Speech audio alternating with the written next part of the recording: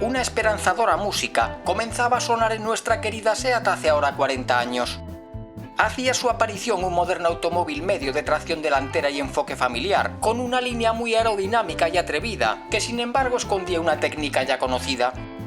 Habitabilidad, funcionalidad y comportamiento rutero formaban parte del estribillo de virtudes de la melodía de este moderno ritmo, mientras que una fabricación altamente robotizada debería garantizar una elevada calidad y durabilidad. Si su clon italiano de Fiat estaba destinado a desbancar en la mayoría de los mercados europeos al intocable Volkswagen Golf, en España el Ritmo se presentaba como el primer miembro de una nueva generación de polivalentes de 4 metros para la década de los 80, antes de que llegasen aquí el Renault 14 y el Talbot Horizon. Durante los años 60, Fiat fue uno de los productores de automóviles más poderosos del viejo continente, también uno de los más aquejados con el cambio de década. A la crisis energética de 1973 se sumaba la creciente pérdida de productividad laboral, el parón provisional de las inversiones y una gama de vehículos cada vez más anticuada o carente de novedades. Las consecuencias fueron inevitables: pérdida de cuota en el mercado interno y disminución de las exportaciones. Los hermanos Agnelli parecían haber perdido el interés por el sector del automóvil en sus horas más críticas. Sin embargo, no estaban dispuestos a tirar la toalla fácilmente. El desarrollo de un coche medio estaba lo suficientemente avanzado a mediados de los 70. Ya en el otoño de 1976, Autopista llevaba su portada a los primeros prototipos rodantes resultado del proyecto X138, cuando la revista desvelaba a los españoles los secretos del inminente SEAT 128, un modelo directamente emparentado con el futuro Fiat de tracción delantera, que mientras se cocía lentamente en la cocina turinesa del gigante italiano, capaz de dar de comer en todo el planeta a más de 30.000 empleados.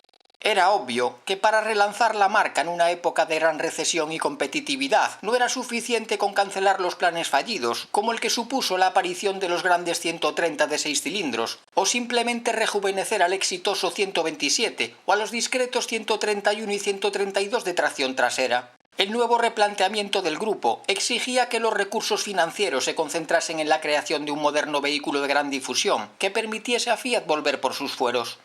Esperada su presentación en el Salón de Ginebra celebrado en marzo de 1978, el Ritmo, como ya se conoce al 138 desde comienzos de ese año, no acudirá a su cita en Suiza, debiendo esperar un mes para debutar en la Feria de Turín. Un feudo tradicional del ahora séptimo fabricante de automóviles de Europa por volumen de producción, pero que 10 años antes había llegado a ser el primero. En el certamen piamontés y jugando en casa, el italiano sería la gran estrella junto con el Renault 18. Abandonados los fríos códigos numéricos, su nombre evoca vitalidad y fuerza. Debía tener la necesaria para que Fiat, en palabras de Giovanni Agnelli, recuperase las posiciones previas a la crisis. Para ello, se invertirían unos 200.000 millones de pesetas en los próximos 5 años, equivalentes a día de hoy a más de 8.000 millones de euros. Dado a conocer junto a los nuevos motores diésel para los 131 y 132, el Ritmo era la punta de lanza de este ambicioso plan de recuperación, al que se sumarían el proyecto Cero que daría lugar al Panda, y más adelante el Uno con el que sustituirá el 127. Avanzado pero no revolucionario, el Fiat Ritmo seguía la tónica de otros fabricantes, como Renault con el 18 o Chrysler con el Simca Horizon, de modificar un modelo ya conocido y suficientemente experimentado. De este modo, las características básicas del bastidor, es decir, las suspensiones independientes, los frenos mixtos, la dirección de cremallera o incluso la distancia entre ejes, procedían del 128, primer tracción delantera de Fiat presentado casi 10 años antes. En la original carrocería sobresalen 3 elementos: los envolventes parachoques de resina elástica, un tratamiento anticorrosivo muy completo del monocasco y unas formas muy aerodinámicas, lográndose según el fabricante el mejor coeficiente de penetración en el aire de su categoría. El bajo CX, junto con un aislamiento acústico optimizado, permitía que el nivel sonoro en el interior fuese equiparable al del reciente Fiat 132 2000. Disponible en 2 o 4 puertas laterales, destacan sus dimensiones el aumento de la anchura y de las vías, de nada menos que 8 centímetros en este último caso. Ello hacía posible mejorar la habitabilidad y la estabilidad, permitiendo además que la suspensión fuese más blanda, por lo que también salía beneficiado el confort. Los propulsores de 4 cilindros, situados transversalmente, estarían basados en los que empleaban el 128 y el descapotable X19 carrozado por Bertone. Esta familia, siempre con un árbol de levas en culata movido por correa dentada, se ofrecerá en 3 cilindradas, 1100, 1300 y 1500 centímetros cúbicos, cuyas potencias respectivas de 60, 65 y 75 caballos denominarán a las diferentes versiones. Respecto a las transmisiones, en punta del cigüeñal y de desarrollos muy largos, se ofrecía una quinta velocidad como opción en los menos potentes, que sería incluida de serie en el 75, capaz de alcanzar los 160 km a la hora. En este se proponía una caja automática de 3 relaciones, procedente de la que empleaba el Volkswagen Golf. La habitabilidad sería otra de las principales virtudes de este 4 metros, de cotas interiores similares a las de un Renault 18, 40 centímetros más largo. En lo referente al equipamiento, se rompía la tradicional política del grupo de ofrecer modelos con una dotación fija, pasando a establecerse un sistema de opciones. Entre ellas figuraban los reposacabezas, la pintura metalizada, el aire acondicionado, el techo practicable, los neumáticos de 165 milímetros de anchura y perfil 70, o un novedoso asiento trasero, abatible asimétricamente en 2 secciones.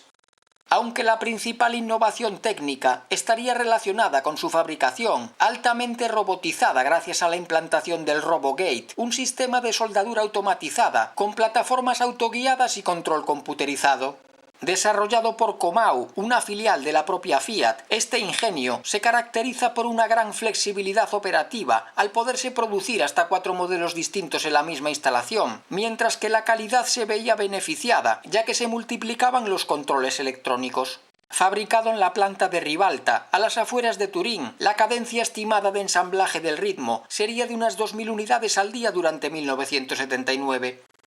La gran apuesta transalpina estaba destinada a competir en un segmento en pleno crecimiento, que en Europa representaba más del 30% de las ventas totales. Debería luchar con su veterano compatriota Alfa Romeo Alfa Sud, con el Volkswagen Golf, con el Simca Horizon y el Renault 14, e incluso con el Peugeot 305 de 3 volúmenes y el singular Citroën GS. En la batalla figuraban también los últimos tracción trasera de los 2 colosos americanos, el Opel Kadett y el Ford Escort, y los modelos medios de los grandes consorcios japoneses Toyota y Nissan. Las 2 carrocerías, los 2 niveles de equipamiento, L de lujo o CL de confort lujo, y las 3 motorizaciones configuraban una variada gama formada por 12 versiones diferentes, que se comercializarían en Italia desde el mes de junio y en la mayoría de los mercados europeos a partir del otoño de 1978. Una temporada en la que las reservas de petróleo se cifraban en algo menos de 30 años, por lo que deberían de haberse agotado en 2005, y en la que Italia seguía padeciendo el duro golpe de plomo del terrorismo. Mientras el ritmo se ponía de largo en Turín, las Brigadas Rojas mantenían secuestrado al ex primer ministro Aldo Moro, cuyo cadáver aparecía una semana más tarde de que el salón hubiese finalizado. En este contexto lleno de interrogantes, echaba a andar este coche hecho a mano por robots, cuya llegada a España a través de SEAT era conocida desde las primeras noticias publicadas acerca del 138. Antes de hacer aquí su aparición, obtenía el segundo puesto en la votación de coche del año en Europa para 1979, tras el victorioso Horizon, pero conseguiría el Style Auto Award, un prestigioso premio concedido por un jurado internacional, formado por los especialistas en diseño de los grandes fabricantes de automóviles. En España, la situación política y socioeconómica también sería de una gran incertidumbre, marcada por el desempleo, la devaluación de la moneda, las reiteradas subidas del precio del carburante y una inflación que en 1977 rozaba el 30%. Por su parte, SEAT cerraba el año 78 con 50.000 coches sin vender, con unas pérdidas que sobrepasaban los 10.000 millones de pesetas, las peores de su historia, y con una plantilla excesiva que superaba los 30.000 empleados. Como sucediese en Fiat, el ritmo será la gran esperanza de SEAT en el umbral de los 70, y con él se iniciaba aquí la batalla de lo que Autopista denominaba multivalentes, una batalla que se libraría ya en la inmediata década entre aquellos coches de 5 puertas y menos de 4 metros de longitud. Suponía unas inversiones cercanas a los 10.000 millones de pesetas, algo más de 400 millones de euros al cambio actual, las más elevadas de la marca en un solo modelo. Ello era debido fundamentalmente a la puesta en marcha de una nueva factoría en el Prat de Llobregat, destinada a la fabricación de las cajas de cambio y a la instalación de los modernos equipos de soldadura robotizada. El SEAT Ritmo se da a conocer en abril de 1979 en Madrid, ante los medios de comunicación nacionales y los concesionarios de toda la red comercial. Se confirman entonces las diferencias respecto al modelo italiano. El barcelonés, con un equipamiento más limitado, se ofrecerá exclusivamente con una carrocería de 5 puertas y la oferta mecánica, reducida a las versiones 65 y 75, estará formada por los motores de varillas y balancines procedentes de los SEAT 124 y 1430. Tampoco en el español se adoptará la caja de cambios de 5 velocidades, al menos en un principio. 2 días después de su presentación estática, el Ritmo se pone de largo ante un público más profano en el Salón de Barcelona, donde sería la principal novedad junto a los Chrysler 150 en versiones SX y LS, o los exclusivos Lancia Coupé y HPE fabricados por SEAT en las instalaciones de la antigua Audi en Pamplona. Se ponía a la venta a comienzos de junio y como su homólogo de Fiat estaría disponible en 2 terminaciones, L, asociada exclusivamente al propulsor de 65 caballos, y CL, disponible en ambas motorizaciones. A diferencia de su pariente, en España el Ritmo daba el relevo al 124, descatalogado en Italia desde finales del año 74, al ser sustituido allí ese año por el 131. A falta de unos Renault 14 y Talbot Horizon que estaban por aparecer, el flamante SEAT venía a competir entre la producción nacional con los últimos Inca 1200 de similar concepto, pero presentados hacía una década, con el Citroën GS, con el Renault 12 y dentro de su misma casa, con el propio 124 o incluso con las versiones inferiores del 131. La escasez de unidades fabricadas antes de su comercialización supuso un contratiempo para muchos de sus compradores que deseaban estrenar coche durante las vacaciones estivales. En su primer mes tan solo serán vendidas 1.200 unidades, por lo que el plazo de entrega llegaría a superar los 4 meses, siendo el coche mucho más conocido en los medios de difusión que en la calle. Esta falta de suministro se solucionaría cuando la producción diaria de 150 ejemplares se ampliase a 500, según lo previsto. La aparición del primer representante de una nueva generación de automóviles coincide además con varios hechos que deben de tenerse en cuenta. El anuncio del desembarco de General Motors en España, la publicación del conocido Decreto Sahagún, por el cual se liberalizaba comercialmente el sector automovilístico español y con el que se permitía la progresiva entrada de vehículos importados, y el acuerdo entre SEAT y Fiat, por el que los italianos deberían de hacerse con el 80% del capital de su licenciataria, una vez acabado el año 81. El coche, que prometía nada menos que un 82% de su volumen dedicado a los pasajeros, llegaba por tanto en un momento de cambios decisivos en la industria automotriz española y en la historia de su propio fabricante. Aunque en este caso, el desarrollo de unos hechos imprevistos pronto alteraría el guión que se había escrito para nuestro protagonista. Pero no nos adelantemos a los acontecimientos. Ese año 79, en el que por primera vez la producción de SEAT sería superada por la de Fasa Renault, finaliza con el nombramiento del Ritmo como coche del año en España, por delante del Talbot 150, del Ford Granada y del Citroën GSA. Comienza una ilusionante década en la que todo cambiaría muy deprisa y el Ritmo se convierte en una pequeña sinfonía con la llegada de una cuidada serie especial y de una esperada motorización. En junio se presenta el CLX, con el motor más potente de 77 caballos, pero dotado de una caja de cambios de 5 velocidades y un grupo corto. En su exterior sobresalen los colores exclusivos, las franjas que recorren todo su contorno, unas llantas en forma de estrella de 5 pulgadas de anchura, sobre las que se montan unos neumáticos 165-70, un retrovisor de diferente diseño y mayor superficie, y unos cristales delanteros sin el falso derivabrisas. En el habitáculo serán nuevos los asientos, más anatómicos y envolventes, se modifican los revestimientos y los tiradores de las puertas, y se mejora el funcionamiento de la climatización, una de las principales deficiencias de los primeros Ritmo. La aparición del CLX coincidía con la espantada de Fiat tras 30 años de relaciones, de modo que ésta renunciaba a su vieja aspiración de controlar totalmente la empresa española. Los italianos, a los que SEAT permitía producir un total de 2 millones de automóviles al año, garantizando así su supervivencia, finalmente no acudían a la ampliación de capital, operación que sería asumida por el Instituto Nacional de Industria. También por esas mismas fechas, de nuevo inciertas, hacía su aparición un ritmo muy especial. Un 75 preparado para consumir gas butano, que sería el primer taxi blanco que circulase por Madrid, un color que reemplazaría al negro, empleado en estos vehículos desde hacía años.